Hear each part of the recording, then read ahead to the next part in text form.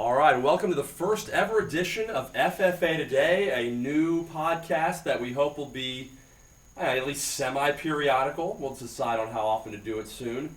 But I'm Bobby Fenton, your host. I'm joined by league mainstay, the owner and CEO of the Dunedin Pirates, Andy Villamarzo. Andy, how you doing? I'm doing good. Just got done covering a volleyball match here down the road at Robinson High School. It was, kind of exciting. That fourth set, it ran a little bit longer, but, it was a good game. Yeah, you're a reporter. You report on things because I know a lot of people may not know that. In addition, you got a regular day job. You do the semi-pro football thing. You're a dad. And then you also, if people read the newspaper or if they follow you on Twitter, I follow you, but I forgot what it is, at A. Villamarzo or their whole name? Yes, at A. Villamarzo. Yeah. I did have a previous handle with my full name, but it got compromised, and now it's gone. So if you follow them, you'll see all the reports. You cover a lot of high school sports, which I think is great, by the way, because high school sports, I think the coverage of that is really important. I've spent a lot of my life in it, and I know a lot of the guys we have out there in the FFA, most of them, the last time they played football, with a few exceptions, was at whatever high school they went to. So what we talked about doing, and I'm Bobby Fenton, who, again, if you don't know me, I do a podcast on JoeBucksFan.com that you can hear every week on Thursdays, the free stretch. I do something with Lightning Radio as well, and I have played a few seasons for the Dunedin Pirates in recent years, and if you go back, and it's kind of amazing when I think about it, if you go back to the 2003 and 2006 seasons, which wasn't the FFA yet officially, I don't think, was it?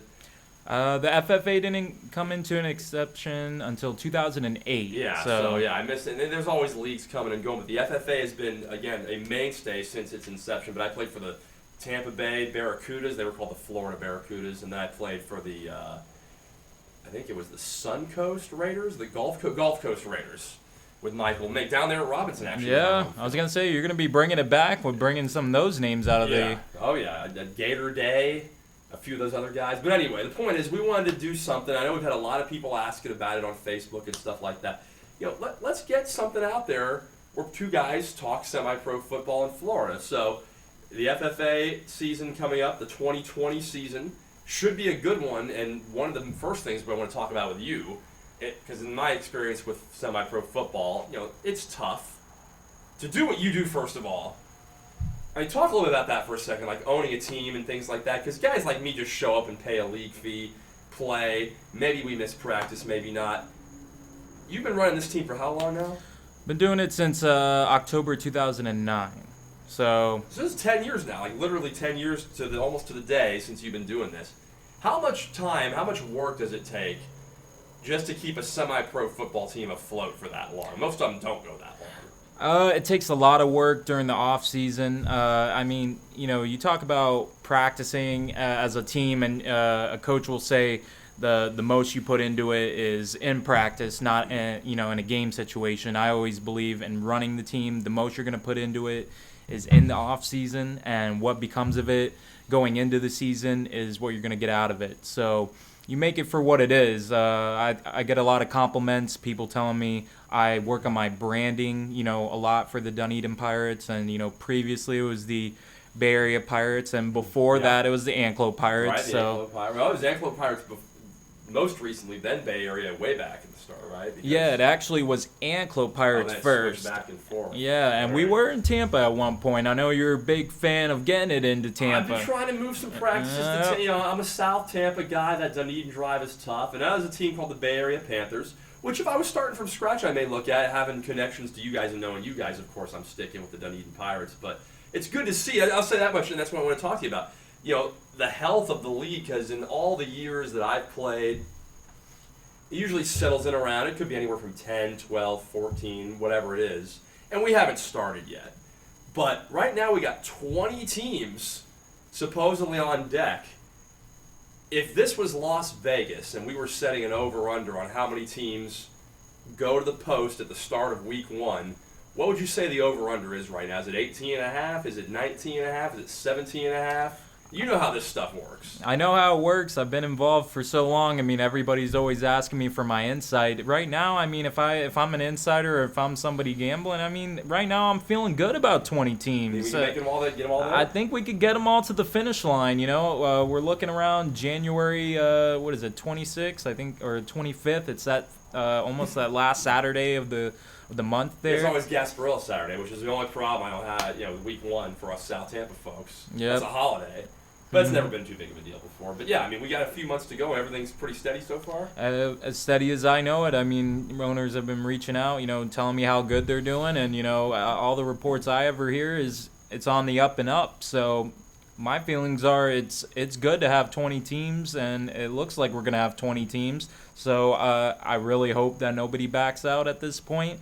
And I answered that question for a player yesterday. Actually, he started bringing it up, the possibility of a team dropping out, and I said at this point, because if you don't feel like you're going to have a product that you can put out on the field, I think by now you would probably have already gotten the jitters and teams said, are practicing, people are out there on the field, and you do have a feel for that.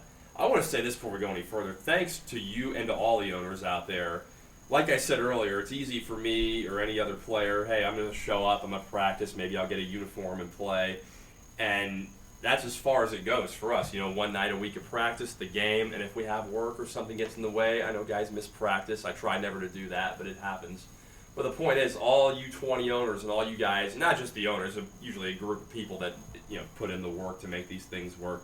Thanks to all you guys, because there wouldn't be an FFA, there wouldn't be semi-pro football without it. And it's just really cool to have the opportunity to do that, especially for an old guy like me, So yeah, I mean, hey, I take it from a line at the end of Batman Begins. Commissioner Gordon says to Batman, "Thank you," and I'm basically more like, "You don't have to thank me. Like, this is something I love to do." Show up and put your heart into the way these guys do it, and we'll have a great league.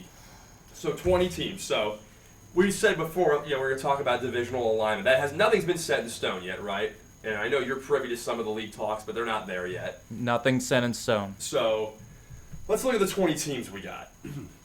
Just real quick, and just go down. And I even drew, I know you can't see it on the podcast, but I made a makeshift little map here of the state of Florida. I got all the little dots where the teams are. Yeah, that's crafty there. Yeah, not too bad. I mean, it's a lot better than what I could ever draw up, if I was just sitting and doodling around. Yeah, I know some teams switch home field. This is based either on what is on their websites now, or if not, what their home field was before. But looking at it here, it kind of works out almost. It doesn't work out perfectly, but it almost does. So 20 teams, I assume we're going to go 2 conferences, 2 divisions each, 5 teams, that's 10 teams each, and then, so one conference has 2 divisions, A and B, another one has A and B, and we'll give them names and stuff. It could be fun. You got basically what looks like a Northeast division, Jacksonville Cardinals, and they're solid. I mean, they were in the league last year, did pretty decent. Duval Raiders, another one who they've been around a long time, you trust them. St. Augustine's new, but they've been around. They're just new to the FFA. And this is, again, all within a few miles of each other, basically. Port Orange, who's now making, their 3rd year in the FFA coming up, I think? Yes.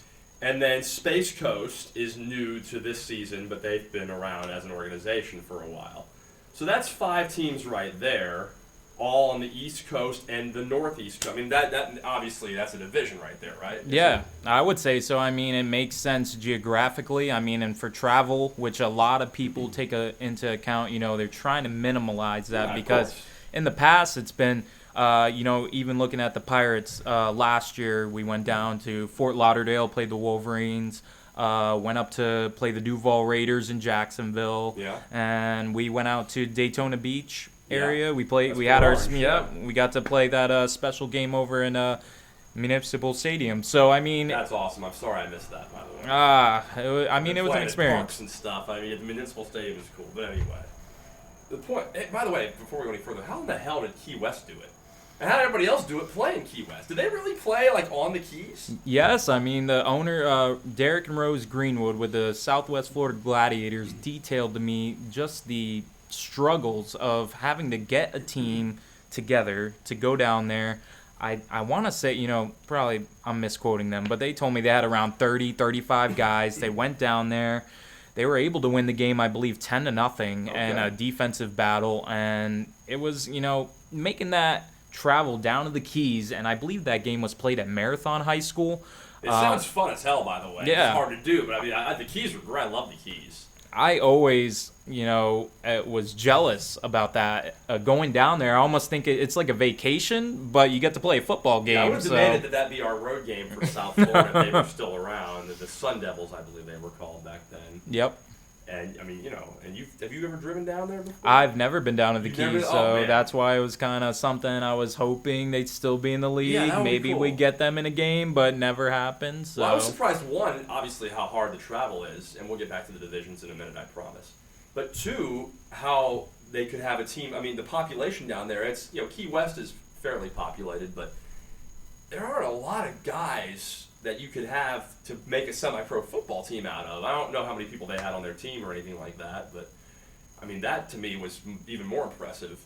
Yeah. The Keys were gorgeous. I mean, first of all, you get to Miami, which is like 4 hours from here. Oh, yeah. And you got 4 or 5 hours to go. I mean, Oh, yeah. You got a long way to go. And it's a beautiful drive. You make the drive during the daytime. It's gorgeous. You go over 7 Mile Bridge.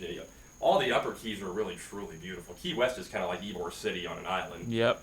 And, man, that would have been fun. But anyway. Yeah, the logistics that go into that is just, I'm sure it would just blow my mind. Yeah, so, I mean, I get it. You want to minimize those things. I think every team should be able to buck up maybe and take one big roadie a year, maybe two. And by big, I mean, like, Oh, yeah. The halfway across. But we're in the middle. So, North Florida's a roadie for us, South Florida. Yeah. I don't know if I'd want a Jacksonville team having to go to Miami.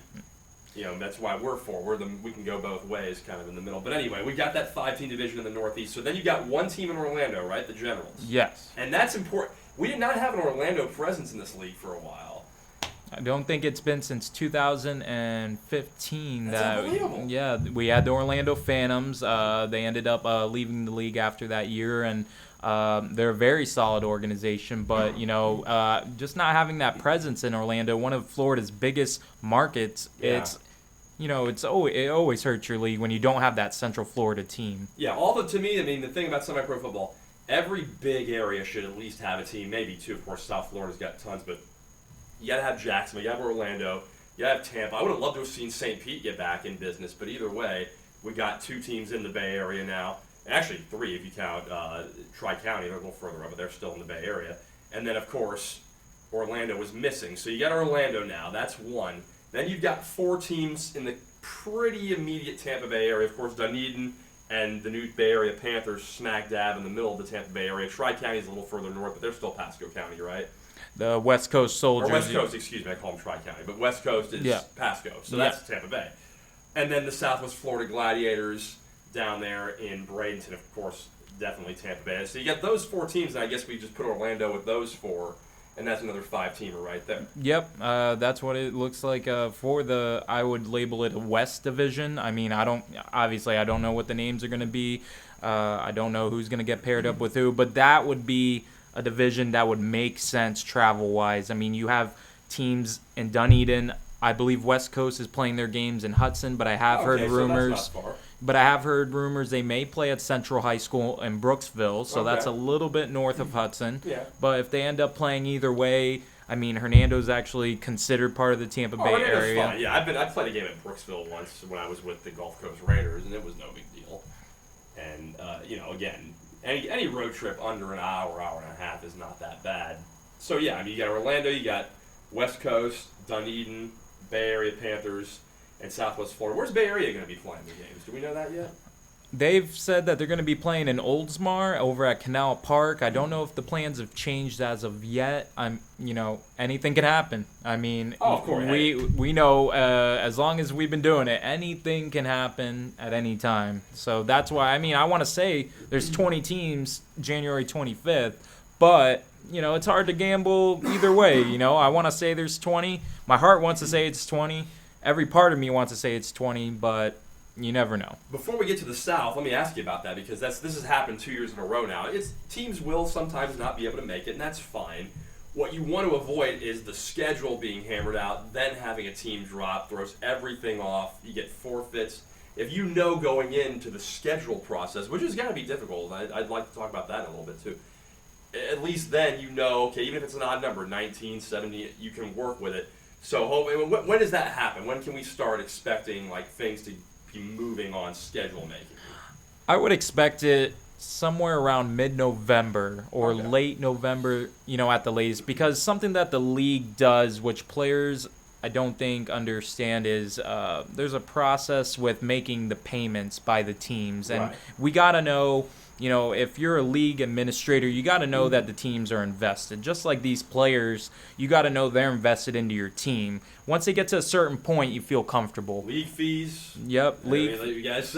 Yep, got to say it. It's the broken record that every owner's got to bring up, but it's, that's the same message that's sent down by the league to its owners or team presidents, that, hey, get those fees in. And that's the same message the owners relay to the players. So it all comes down from the bottom to the, top to the bottom. I mean, you can say whatever you want, and you can show up to practice, and that's great too. But until you, and same thing with teams, so you show that financial commitment. Obviously, you could always back away, and I don't think that's going to happen, like you said. But if it did, you want to have it known by the schedule process. Now, when you say the league, who are we talking about? I mean, who are the people that actually make all this go for the rest of us to go have fun?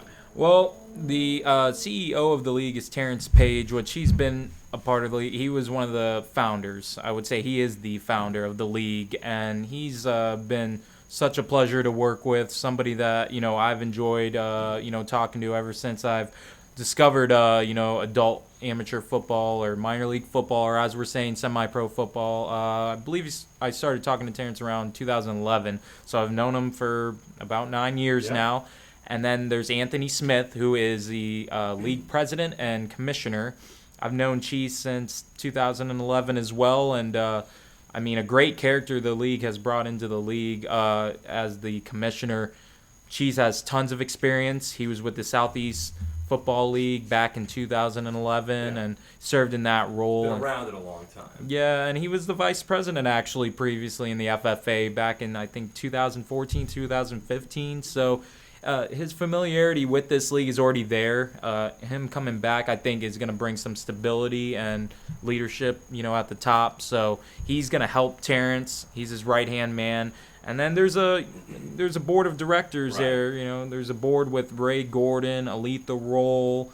There's several others. I can't remember everyone at the top of my head. Like, people don't even realize, and I take it for granted too. And we all want to know, like even now, it'd be helpful for me to know the schedule to see how feasible certain things are, or what weekends or what.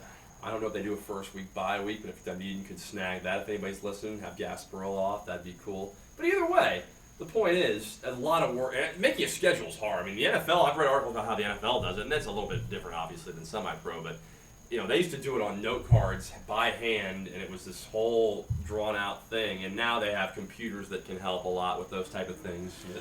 But there's one cool thing that has been brought up that hasn't been officially announced, but I know it's out there, amongst everyone that knows about the FFA, is there's going to be a Hall of Fame game this year. Really? So, yeah. Like a preseason game, like one pairing? No, it's actually going to be a regular season game. That's even better, though. I mean, is it going to be like the week before the rest of the ones? Yep. Okay. Just like how they've been doing the kickoff classics. So there's going to be a Hall of Fame game week prior to all the other kickoffs, and don't know the matchup yet. Don't know who's playing. I think the assumption there is it could be the Southwest Florida Gladiators against the South Florida Wolverines. I know some people may want to see a championship rematch, but I think there's going to be some discussion. It's going to be, thrown out there, what everyone might want to see. I mean, a matchup I thought about, I've seen on the message boards, is the Miami Chiefs versus the Miami Magic City Bulls. A lot of trash talk going between both organizations. I think that would be an enjoyable matchup. I don't know. Hey, listen, I love the whole South Florida scene. I'm a Tampa guy. I've been born and raised here. My wife is from Davie, so we go down to South Florida a lot. I always love the South Florida road game we get to play. I love the brand of football. I love the culture down there. Think it's really cool, and obviously South Florida is, that's the cradle of semi-pro football civilization. I mean, you got 10 teams now, or 9 teams, whatever it is, in a 3-county area. So that would be pretty cool. I mean, and we're going to talk about, actually, let's talk about the divisions, because we did the 10, 5-5 for what would be, I guess, and you can call it whatever you want, but the Northern Conference, then the Southern Conference. Here's what you got: the poor Florida Stingrays, bless their hearts. And by the way, let me just say something. I'm not going to tell people how to run their franchise. Since the entire league is in Florida, I like when teams use their city, or at least some sort of identifier. You know, Bay Area is fine, West Coast is fine. Florida Stingrays, I had to look up where they are. You know, why not use Fort Myers or something like that? You know, it's a proud city. I mean, I don't your name know. on it, you know? Yeah, Florida. I think it's better for sponsorship, branding. I You get that know, part. getting in touch with your city. You know, I tell a lot of people, Dunedin Pirates. We have a relationship with the city of Dunedin. The mayor has acknowledged us. You know, there's residents that have mentioned they know about the team. It's a cool, No, you you've know, done a in great job with community. that. I mean, you got city council people wearing T-shirts and stuff in the meetings, and that's what you guys have done a great job with that. And yeah, but again, any of it, Bay Area, you know, for Jacksonville, I got Jax, Duval, fine, all you know. And the only reason I say poor Florida Stingrays, I'm not knocking the Stingrays. I'm saying poor Florida Stingrays because we got 9 teams in South Florida, but then we got the Stingrays in the southern half of Florida, but on the other coast. Yep. I don't see any other way. I mean, they could be in our division and stay closer to us, but then the numbers don't work out. Have they said anything about what they prefer? I mean, otherwise we got them going across the state. It's not that far from where they are. Fort Myers, just you got to go across Alligator Alley, but it's a pain in the ass. I don't think they've said anything in regards to what division they may want to be in. I know that it's probably gonna go with what's the best travel wise. I think that's always the consensus. I mean, when you're an owner, you're always thinking about what's gonna save you a dollar, what's gonna save you a penny. What do you do then? Because again, they could make a nice 5-team division if we take Orlando out and put the Stingrays in with Southwest Florida, Bay Area, Dunedin, and West Coast. So if those 5 are together, then you got to put Orlando with the Northeast teams. But then what do you do with that's 6 and 4 for one of the South? Like Space Coast would have to start playing in the South Florida division. That's the northernmost one with Palm Beach, Southeast Florida, the Wolverines, and Broward. I guess. Maybe we need to run some computer sims on Google Maps for Space Coast. It'd be a little further for them. But is it further for them than it is for the Stingrays or not? Like, who would get the better deal out of that? I think Space Coast would get the better deal out of playing in the Northern Conference versus the Stingrays playing in the Northern Conference, and you switching Space Coast to the South, because you got to think, just per se, if the Stingrays get that one long road game and they got to go to the furthest extent up there in Jacksonville, that is not an easy hike from Fort Myers. Let me stop for this. This is interesting. First of all, how are we structuring the schedule? We want to minimize travel, I guess. So is it going to be you play everybody in your division twice and just 2 games are going to be out of the division? I would think that's how it's going to be. I mean, I don't have any influence over that schedule. Yeah. People ask me all the time, you know, when's it coming out? What's the predictions? I say to them, I don't know. I'm not creating it. You know, if I was, I still wouldn't really be saying much, but you know, I would think what we're kind of saying now is going to be comparable to what we may see, but these are all predictions, you know. Because what you could do with the Stingrays, if you did that schedule, and if you did, you just play right in your division one time, kind of like college football, like a conference setup instead of a division setup. Yeah. Then you'd have more games against other teams around the league if you want to kind of get the league more mixed. But again, I understand travel. So let's say you just do it where you play everybody in your division twice, home and road. That's 8 games right there. That only leaves 2 left. Then you're basically playing 1 game against the other conference in your division, I guess, and then 1 game against the other division in your conference. Yeah, I think and then that's 1 game against the other conference altogether. Yeah, I think because the consensus I've always gotten from owners within the league in the meetings that they do enjoy that one game, one game to make the travel, but when you're talking 2-3 different times, that's when it becomes it really puts the stress on an owner to organize, get travel arranged, if they're going to get a bus, if they're going to do vans, if everyone's going to carpool. I think that's where we all enjoy that one long trip. I mean, you alluded to it. I love the South Florida game every year, whoever it is. And sometimes I'm worried we're not going to have a South Florida road game, which under this schedule format it would be possible not to. So this is where I'd like you to campaign. Make our home game against one of the Jacksonville teams. Nothing against Jacksonville, but I'd rather go to South Florida for the roadie if we could swing that. If you could represent us, Andy, at the league office when the schedule's getting figured out. But what I'm getting at here is for the Stingrays, you're going to make them go across the state in their division. For their one out-of-conference road game, give them either us or the Panthers or Southwest Florida. You know, that's not terrible because they could have been in that division anyway. Well, I know. Don't send them to Jacksonville, you know. Yeah, I know Trenard Cook, the owner of the Magic City Bulls. He's actually mentioned me. I've never been to Dunedin. I like to travel. He's like, why don't we? They deserve to come up here too, and then that means we're going to Jacksonville or whatever, which is fine. So there's a lot of possibilities, but yeah, I'd love to host somebody from South Florida because I don't think I've ever played. I think all the South Florida teams we played have always been road games. That I can remember. Have we hosted? We hosted the Dade County Raiders. That's right. That was the first game I ever played for the Raiders, Yep. They came up. Yeah, Gasparilla. They actually drove through Tampa when it was going on, so they were a bit late. But let me tell you a tradition for me.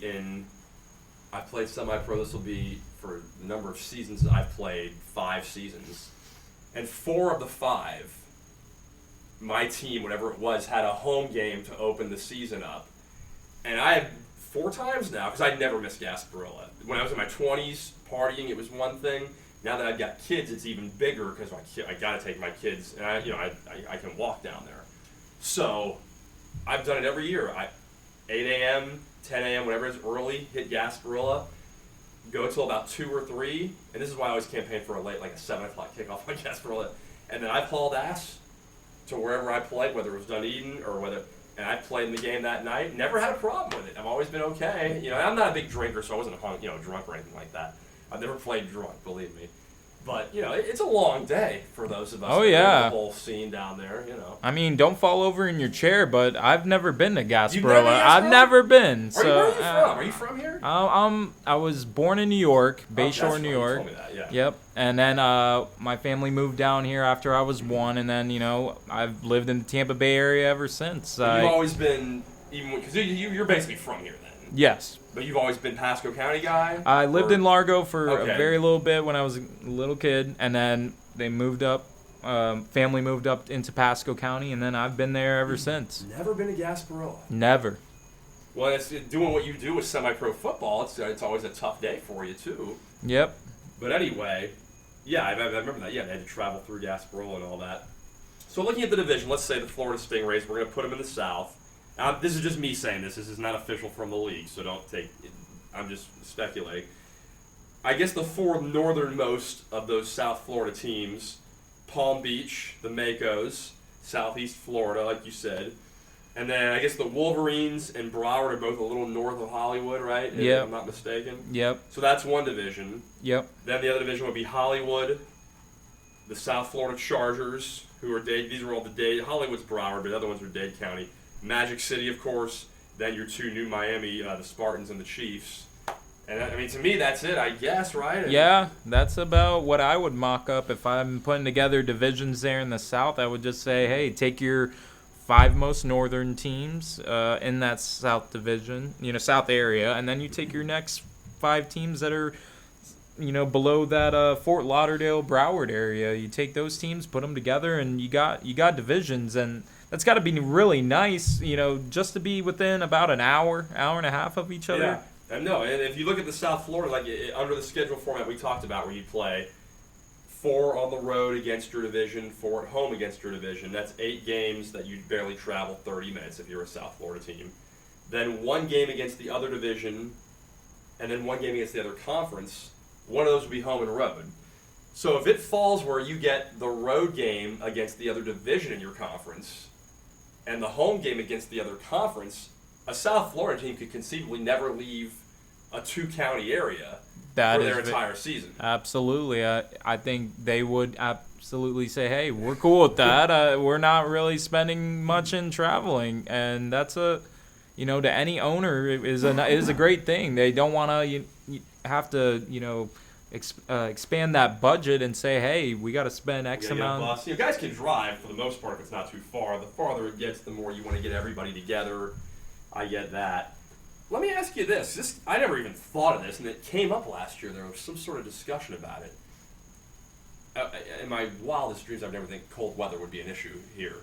But the South Florida teams kind of bristled a little bit about having their North Florida roadie early in the season, right? In January, because it was getting cold for him. Yeah, Is that a real thing? I remember hearing about it. I don't know how that could even be. It's not like it's snowing out. It's like the Bucks going to Green Bay and you're hoping it's in September instead of December. You know? Right. I mean, this is Tampa.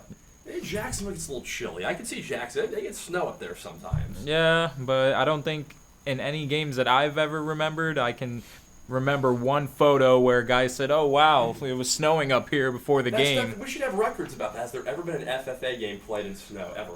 I can't imagine. I don't know. Better question for Terrence. Maybe he can we need give a us league that historian. answer. I would do it, but I'm not caught up. You know, I need somebody who's been around the whole time, like you said, Terrence or somebody like that. Well, we did have our former commissioner who he did pass away last year, Mark K. Trueblood. He was a historian not only of the FFA but of all of Florida, semi-pro football, and he did a tremendous job. He's greatly missed by everybody that knows Florida, adult amateur football, and I miss him greatly. He was somebody that he had so much knowledge, he knew more than than I'll ever know. Yeah, on this level. Yeah, on this level, how do they say it? As much as I know, as he'll ever forget. There you go. Yeah, right. He's forgotten more than you'll ever know, and that a big loss, not just for the league, but for all of us. And so, looking at the schedule making now, would that be a consideration? Like, would they actually try to help South Florida teams not have to play in cold weather? I mean, was that something? There's a million things to consider, and you move any one thing, it changes 20 other things. Is that another thing? I would think that's something that would be brought up or tabled, at the next league meeting, but I don't think that's a thing. Maybe it really is. Maybe there will be that one owner who says, I don't want my guys playing in weather that's below 60 degrees. I don't know. Like the Bucks had never won a game under 40 degrees until they beat the Bears in the last game of the season in 2002, the year they won the Super Bowl. And then, of course, they won another one in Philly. Do you know how many times the Bucks have ever played a snow game, by the way? I don't. They've had one snow game. Wow. Just one. You've never seen footage of that game with Steve Young? No. In Lambeau? No. It was in 1985. I was 5. I was born in 1980. I remember this is Steve Young before he became Steve Young, and they played the Packers. And it wasn't just a snow. Like, it was one of the, I think maybe that Bills Colts game last year and the Lions Eagles a couple years ago, the two snowiest I've ever seen. This was like those. It wasn't just snow. I mean, it was like shin high, and they could barely. And the Bucks had their all white uniforms on.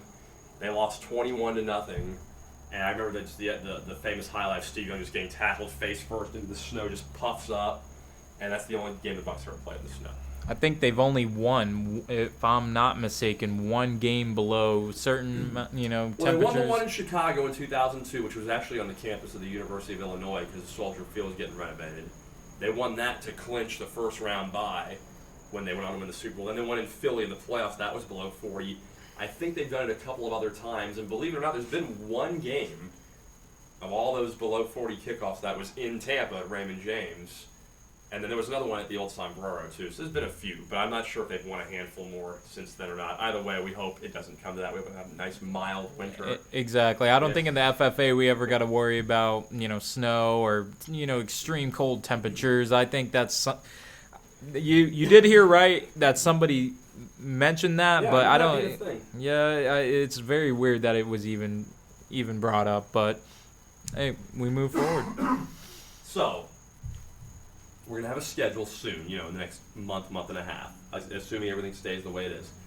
Playoff format with 20 teams. Now, let me just throw this at you, and this is, again, just me talking. And you want the playoffs to be something that people can strive for. You don't want it to be, so prohibitive that if you're not going to win your division, you're out of it in week 4. You don't want to let 3 and 7 teams in if you can help it either. You want teams to at least probably be 5 and 5, I would think. So with 4 divisions... and 10 teams total on each side, do we think the top 4 on each side making it is good enough, or do you throw in a wild card where 5 and 4 play to get that last spot, an extra week? What are they thinking, or do you know? I know the last 2 years, I'm going off of history in the FFA, they've gone with an NFL format. They've gone with that format. 6 teams. 6 teams in each Even with conference. fewer teams total.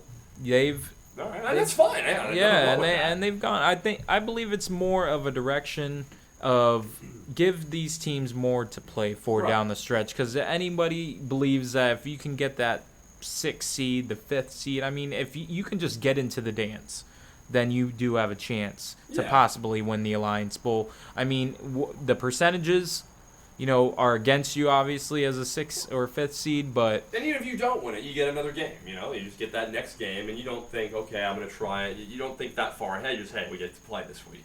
So I guess that'd be, like you said, a wild card weekend where 3 plays 6, 4 plays 5 on both sides, and then you get the 1 and 2 just waiting there to host. And that'd be cool. I mean, that would be 12 of the 20 teams making the playoffs. That's not a ridiculous number. And if they just went ahead and did that, I'd be fine with that. Are there any other things that are going on around the league that might be different than years past, or does everything seem to be, aside from the number of teams being larger, do we think we're in a pretty good spot with what's been working for the FFA?